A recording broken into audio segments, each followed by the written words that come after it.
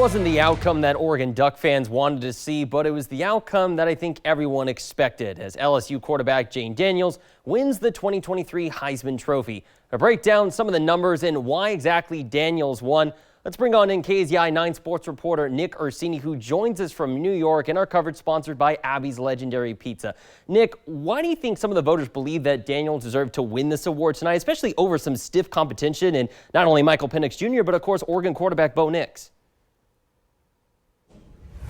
Well, happy Saturday to you, Brett, and to the people there in Oregon. Here, it's officially Sunday now at 12:08 or 12:09.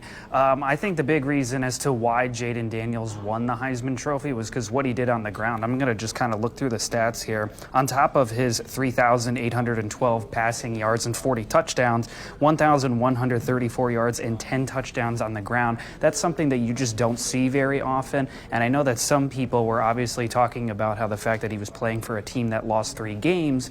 Well, when you kind of break down and you look at it, 503 first place votes, Michael Penix Jr. with 292. It was the closest Heisman vote since 2018. And then there's Bo Nix at 51. The one final thing in terms of numbers, and you know I'm not a very big numbers guy, hence why I've got the graphs to help me out. When you kind of go through the breakdown here of all this stuff, it's interesting to see Penix win the Midwest as well as dealing with the far West.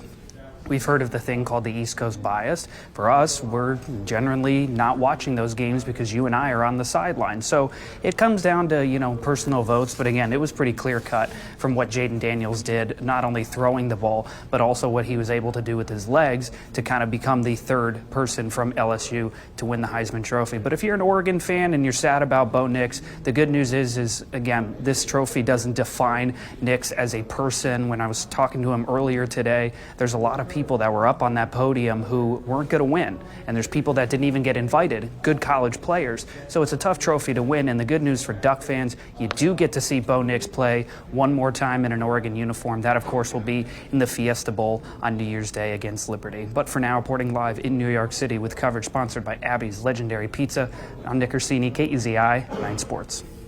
All right, thank you, Nick, for staying up late with us tonight.